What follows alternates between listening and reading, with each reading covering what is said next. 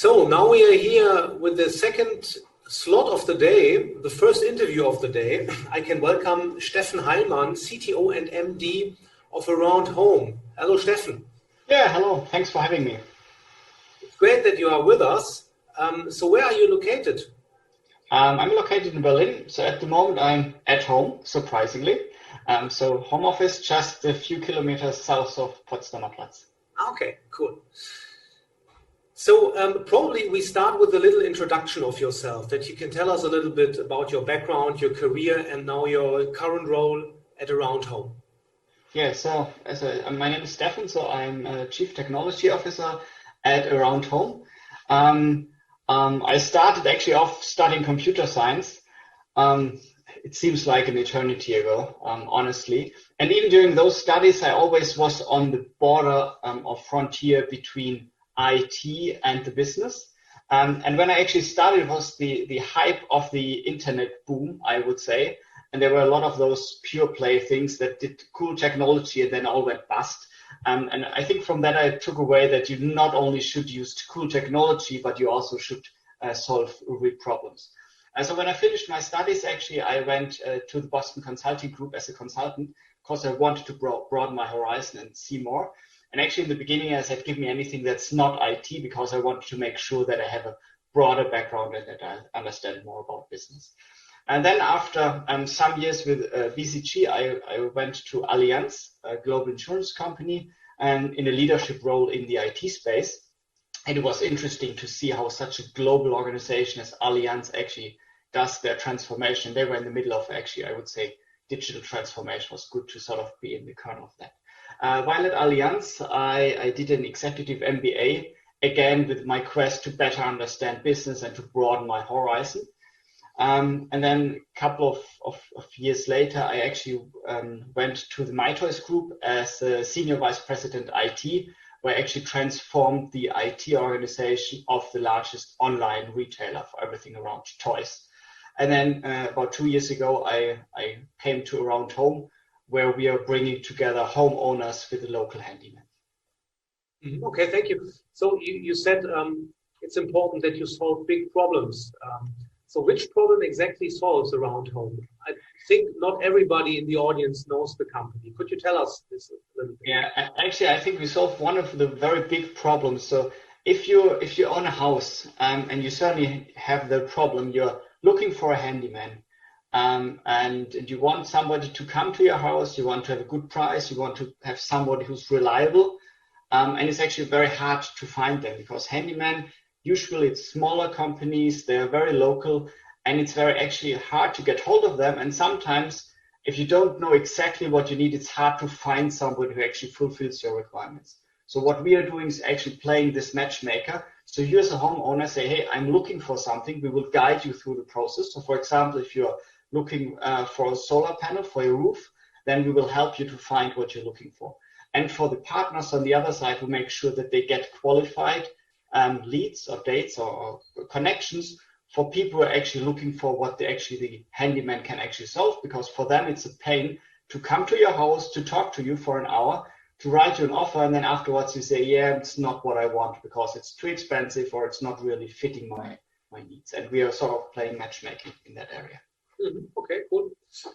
So we want to talk a little bit about what happened at your team, at your company when the Corona pandemic started. So could you give us a little bit of information when the Corona pandemic started? What were the first steps you did within your team? Yeah, actually it was a very interesting thing when it started, because right at the beginning of Corona, I actually was on vacation. And actually I was actually on a ship. And I'm very big fan of, if you're on vacation, then you try sort of not to listen too much to news and all of that stuff, to actually to think strategic thoughts and stuff like that. So I was sort of surprised when my number 2 at the organization actually called me and said, Steffen, you certainly know the news about Corona. We need to send the IT in home office tomorrow. I said, okay, I haven't listened to any news because I'm on vacation on a ship in the middle of nowhere. But okay, I was sort of relaxed because as an IT, we were actually working 2 locations. So we had one location in Berlin and we were at one location in Ukraine, and the teams were working together. So we already had this, I would say, at least distributed setup with sort of 2 cores where we were working on. And I knew that since we were using a lot of, I would say, modern technology like Slack and all of that stuff, I wasn't worried that we sent the IT and working from home. So that shouldn't be a problem. Next day, actually, I got a call from our CFO who said, Steffen, we want to send the whole office in home office tomorrow because the corona pandemic is expanding. Again, I thought, okay, I'm not too much worried because all of our processes are fully digital and we don't have anything in the office. Nobody needs to be in the office to actually run the process. Even the call center we have is IP based, so even they can talk from anywhere. And actually, we not only have internal call center agents, but we also use external suppliers. So I wasn't worried about that. I got a little bit worried when on the 3rd day, actually, the CEO called me and said, hey, we need to think about the short-term work and what we're doing, since if the corona pandemic hits, how much actually we expect revenue to drop and how we can actually combat this and how can we reduce the number of active people. That was the thing when I really was worried. And honestly, luckily, this was one day before we were scheduled to fly back. So actually, I was thinking about this, and then I was sort of hitting the ground running when I was back home and started actually in a full lockdown mode, and actually hadn't been to the office since before my vacation, obviously. And actually, that was the interesting thing, because we said, okay, now it's lockdown, and we don't have a clear understanding how this will play out. Is it over in a week? Is it over in 2 weeks? Will it take half a year? I think at that time, nobody thought that it will take longer than half a year. So, but in the executive board, we had a decision. We said, okay, we don't know how much actually our revenue will drop, because obviously construction will go on. But at that time, it was not clear if there was a cut and if the people who spend money would spend money or if they would stop it, because handymen need to come to your house. So you need to have physical contact. And we said, oh, perhaps this is not happening. So we said, let's make sure we move as fast as possible, but still in a way that we can revert it if things improve. So rather sort of being too cautious in the beginning and then dial back, rather than being too slow. So actually, within, I think, 3 days, we decided not only the home office, as I said, that wasn't really too much of a problem, but we sent a lot of our people, like 80% in short-term work. Okay. So really ramping it down. Obviously, the operation still was running, but everything that was not necessary for the core of the operation was actually put in shutdown.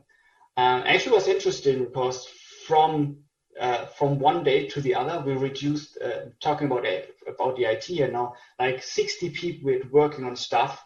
And then afterwards, we had 8 FTE. So basically 16 people working 50% of the time and just keeping the lights on and doing the bare minimum that things work. But it worked quite well, actually, without a hitch. Okay. So before we come to the changes in your product development processes during this time now, so also on the C-level, on also the general meeting agenda. So what have you adjusted when you moved in this new situation? Was it the same process like before, or did you have larger impacts there in your daily work routine? Absolutely. So basically, we went in full crisis mode. So first, that meant that the executive board, and usually we met once a week for 2 hours or for 3 hours. Obviously, we had individual interactions, but usually we would come together once a week for a longer time slot. In the crisis mode, actually, we came together every day, and we actually still run this at the moment. So we'd come together every day and we block 1 hour, because we said we need to make sure that we have quick interactions and also that we share insights and our plans, because we need to make sure that we are 100% aligned. As you can imagine, if you got like 400 people on one day and then you send them into your home office and then you reduce the size massively, you need to make sure everything is aligned, because even the slightest misalignment will sort of lead to a lot of complications afterwards. What we also did is that we actually ramped up our communication effort. If you're in the office, it's very easy to understand how people are feeling. It's very easy to disseminate things just by talking to people on the coffee machine and stuff like that. If you're in your home office, this does not happen, because you will not dial somebody up and say, hey, I'm just grabbing a coffee. Probably you are also grabbing a coffee. So very consciously, we thought about how we can actually communicate. And we set up regular meetings for the whole organization about every 3 to 4 weeks. And within my area, so in IT, we already had tech talks where the IT would come together every 2 weeks, and actually we increased the timing of this. So in the beginning, actually it was twice a week, and then we dialed it back to once a week, and to just give updates, and also to give the people ability to ask questions, because this is a time of a lot of uncertainty, and you need to, in your role as a leader, is to take this uncertainty and actually bring calm into the organization. Mm-hmm. Yeah, that's interesting. And are you still in this crisis mode, or has it changed a little bit, that it got better? It got better. So we have, I would say, 70% of capacity back working. Mm-hmm. So that is better. And talking about the IT, basically the IT is completely back now, and we're working on the new stuff. But we are still, I would say, in semi-crisis mode, because as you can imagine, Corona is not over yet. We're in the second lockdown now, as everybody knows. And we still have a lot of uncertainty. So we're still in crisis mode. That means the executive board still comes together once a day. Obviously, sometimes if there's nothing new, then we just skip it or cancel it or we shorten it. But we see that it's still important that we have this exchange. And within IT, we still come together every 2 weeks, and I make sure that we have the communication flowing. Because, and I think this is part of the crisis, but also part of being in home office. It's really, really hard to sort of keep the community and the spirit up over the longer time frame, and you need to be very conscious about that. Mm-hmm. Is it that to keep the robust corporate culture there, do you have some tips for the audience, what you now tried out? So probably some meeting routines which work very well to keep this corporate culture up in your organization at the moment? Yeah, that's certainly something that we're struggling with, and we're actually conscious to think about a lot of things that we did.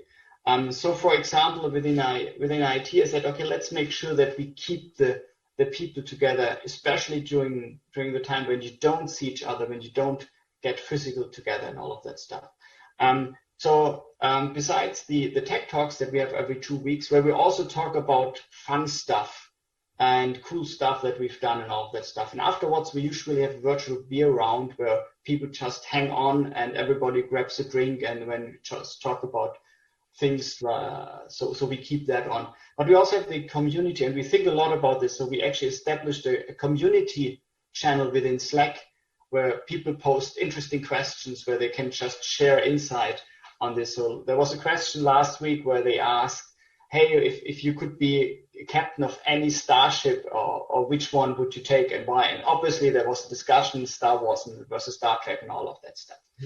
But we also had other things that the teams did. So for example, we had a virtual pub quiz. So one of my developers actually is a great guy, and he's really buff about pub quizzes. So he prepared a pub quiz, and then we did a pub quiz against each other in virtual environment. And then actually another said, this is a good idea. Let's have another pub quiz, and another picked it up. And one team also did karaoke sessions virtually. And I haven't participated in that. I'm not sure how this worked, but it was a lot of fun, they told me. And what we also did is the teams actually watched presentations together. So they streamed something and they shared it, and also coding dojos to bring the teams together. So a lot of things actually work on the community. Mm-hmm. Cool. So you did a lot of different things there and tried out a lot of different moments. Let's come a little bit to your tech setup at Aroundhome. So could you give us a little overview? What kind of tools you use, what your tech stack looks like, and what you did now in the pandemic to scale this down or to change it, or probably you haven't changed anything, I don't know. So could you give us an overview about that? Yeah, absolutely. We just recently, so last year we migrated from a data center to AWS. And actually one of the things was, and we were happy because we migrated this in like 3 months last year, where we had a very much focus on that. But I don't want to focus too much on that. But we were happy to be on AWS, because when the crisis hit, I went to my operations team, operations engineers, and told them, okay, what can we do to actually reduce the cost? Because the AWS cost obviously is the largest cost block regarding infrastructure. And they actually managed to reduce the cost by about 20%, and basically from one day to the other one, just by fine tuning it and shutting down. And obviously if we send most of our people on short-term work, we need less resources for all of our internal service, and they just shut it down. And they said, okay, probably we don't need testing environments over the weekend and at night, so shutting that down. So it was very good, and actually it helped us quite a bit to actually reduce the run rate. And actually our CFO was quite happy when I told him, hey, we actually managed to reduce infrastructure costs. He said, how can you do that? How can you reduce infrastructure costs? Because in the old world, infrastructure cost obviously was a fixed cost that you cannot change in the short term. So that was quite good. On top of AWS, we use Ruby on Rails quite a bit, and also happy with that. Actually. Okay, interesting. So you were lucky that you did this AWS shift before the pandemic, that you were able to do that. Do you have some tips there to probably other CTOs in the audience with the downsizing? Were there problems, or was it very easy? Worked it completely smoothly? I probably cannot imagine that, but probably you can share some tips there. Yeah, we just pressed the button and it worked automatically. No, actually, and the thing was this was part of our roadmap. So in hindsight, it says, oh, it was luck and all of that stuff. Actually, when I started Aroundhome 2 years ago, I said we need to get rid of the data center because we had a couple of outages that were based on physics and actually on the data center. So we were already on the migration. I said, let's move faster rather than slower to get the benefits. And also when we migrated, I said, first focus should be switching off the data center so everything is on AWS. This is why we were able to actually migrate on such a short notice. But I said, hey, just being on AWS doesn't help you because you need to transform. So we started the cloud transformation. And part of that was actually being able to ramp up and down infrastructure more. So I'm a strongly believer that everybody's an engineer within IT. So I have operations engineers, and they build the infrastructure. And this was why we're actually able to ramp it up and down quite quickly, because we did not do the infrastructure things manually, but we could actually address it in a programmatic way. And this was why within a short time, we trialed it, and then we could scale it down quite quickly.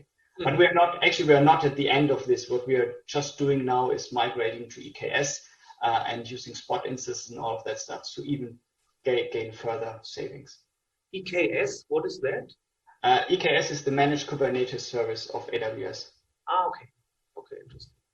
Yeah, probably we have some questions there also from the audience later on. So we have 2 or 3 minutes left for our interview here.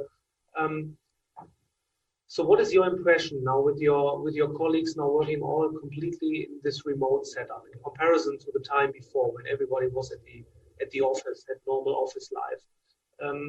What is your impression?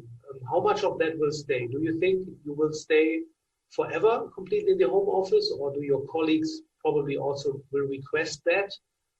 What do you think? Where does the journey goes there for your team? I envision that we will be in an office like 1 or 2 days a week, because what I see benefit in bringing groups of people together just to share things. I think there's a lot of things that you can do from home, and just not having to commute and all of that stuff actually makes sense. But I also think it makes sense that you come together as a community and talk about things. And we've seen this over the summer, where we went from full lockdown mode, so all home office, to asking people to come to the office 1 day a week, obviously only if they wanted to and all of that stuff. And we had a couple of workshops, and it was weird, obviously, having 5 people in a large room and separate and all of that stuff. But we realized just being in the same room for 2 or 3 hours actually solved some problems that if we had video conferences would have taken a longer time. We would just not have been able to do that. So I think we will be in a hybrid world going forward. I'm a big fan of working remote because I think it's good, but you need the human connection. I think you will lose it if you don't come together regularly. And do you have already concrete plans how this hybrid scenario could look like? Will you then have probably fixed days where everyone has to come to the office, or will it be more flexible that everybody can decide when to come to the office and when not? we had to, actually, we were operating in this a little bit in August and September. So we said, my expectation is that the teams come together, because if I have 5 people in the team and everybody comes to the office a different day, it doesn't help me with sort of the team cohesion. So I said, I want the teams to come together because I think they need to see each other. And then they can pick dates. And then we've seen some teams come in on Monday, some come on Wednesday, and whatever. And it was interesting during that time. I usually was in the office on Tuesday, so I would see all of the people who were there on Tuesday. And then I came in on Thursday one day, and I was sort of surprised to see different people in the office. Okay, Steffen, thank you very much for the insights. I think there are a lot of topics where the audience could step in and ask questions. So I will hand over to Thomas now and ask if there are questions. Of course, there are questions, and it's always great to see how others handled the situation. Early this year, we at Digitale Leute, for example, we had to stop all the plannings for the conference, and we would not have thought that we would be here where we are right now. So it's always great to see how other companies evolved with that topic. So one problem probably a lot of people had in that situation was, will there be enough internet connectivity at home? And this is the first question. How did it look at Aroundhome? Your team, everybody had great internet, or how did you handle the bandwidth issues at home? That's the first question. Yeah, a good question. Actually, I would say for most of that, it wasn't really a problem. We had one problem that was a Scrum Master that we had recently hired who came from abroad and who actually arrived in Germany end of January and didn't have internet connection at home when the Corona crisis hit. But she actually managed to log on to Wi-Fi of, I think, a dentist that had an open Wi-Fi or whatever, so she could still sort of work. So that worked. Yeah, but in the beginning, you could also see that that actually the setup sometimes changed. So people actually upgraded the internet plans to have more bandwidth, especially upload. And they were also thinking about sort of having network connections or cable connections to the internet to make sure that the video conferencing is stable. Okay, Thomas, are there more questions? Yes, another question is when you had to decide which team member should go into Kurzarbeit, which ones did you choose and how did you do that? Yeah, actually that was a very hard question. So you come back and you say, okay, basically what's the minimum set of people you need to make sure that you can keep the lights on? And actually, I went through the list and said, okay, obviously first I need my operations guys. So it was clear that we needed them. And then I said, okay, from every team, I need one person in case we have some outage or something that they can actually support. And then I went through each of the teams and selected the person who was most knowledgeable. Usually these were the tech leads.